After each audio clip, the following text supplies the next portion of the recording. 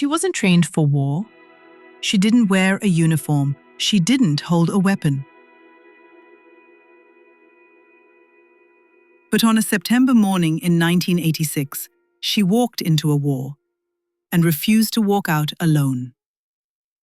This is not just the story of Neerja Bhanot.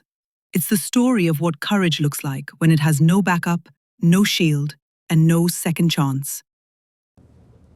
Before the world knew her name, she was just a girl with dreams stitched into her passport. Neerja was 22, born in Chandigarh, raised in Bombay. Laughter in her eyes, purpose in her step. She wanted to model, to write, to fly. A quiet rebel in a silk sari, she believed kindness was strength and being gentle was not weakness. But courage had always been part of her voice. One day when her mother warned her, "If a hijack ever happens, beta, just run," Neerja paused, looked straight at her and said, "Mummy, what will happen to this country if all mothers think like you?" And that wasn't drama. It was a promise. September 5th, 1986, Pan Am Flight 73, Karachi, Pakistan. The plane touched down for a routine stop. Neerja was the head purser. 359 passengers, nothing unusual. Until the gate opened, and terror entered.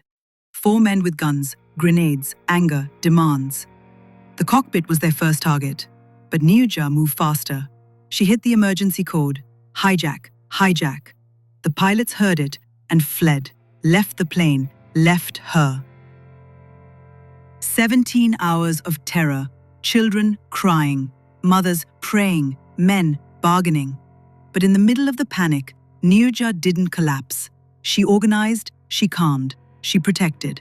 She hid passports so Americans wouldn't be executed. She passed notes from passengers to their families. She even joked with the children to keep them from crying. She had no gun, but she had a plan. She had no training, but she had heart. When the hijackers opened fire, chaos erupted. Smoke, screams, bullets in the dark. Neerja could have escaped through the emergency door. She didn't. She ran back into the fire and began opening the exits, shouting at passengers, "Go, now!" helping them down the slides, covering them. She saw 3 small children frozen in fear and threw herself over them. That's how they found her, lifeless, but still shielding life. The world mourned, but India remembered. She was awarded the Ashoka Chakra, the youngest civilian to ever receive it. For 359 people, she became the reason they could go home. And for millions more, she became proof that bravery doesn't always wear armor. Sometimes it wears a smile, a scarf, a broken wristwatch. She was only 22. She could have survived, but she chose something else. Not fame, not glory, not applause. She chose to protect, to keep her promise, to prove to her mother and the world that courage isn't loud. It doesn't need a title. It doesn't wait for backup.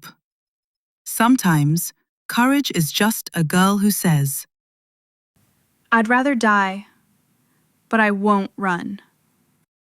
and then walks into history without blinking. Her name was Neerja.